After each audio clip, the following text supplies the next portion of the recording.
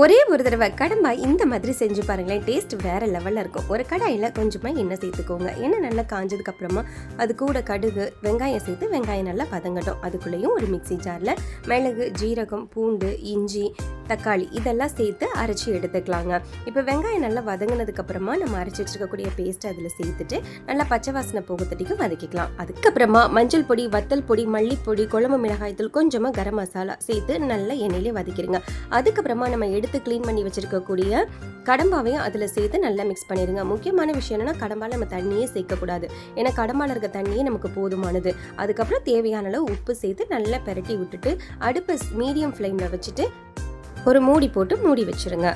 அவ்வளோதாங்க. அதுக்கப்புறம் இடையில நீங்கள் கிளறி விட்டீங்க அப்படின்னா சூப்பரான கடம்பா செம்மையாக ரெடி ஆயிடுச்சு. இது கூட ரசம் வச்சு சாப்பிட்டீங்க அப்படின்னா டேஸ்ட் அல்டிமேட்டாக இருக்கும். கண்டிப்பாக ட்ரை பண்ணி பாருங்கள். தேங்க்ஸ் ஃபார் வாட்சிங் ஃப்ரெண்ட்ஸ்.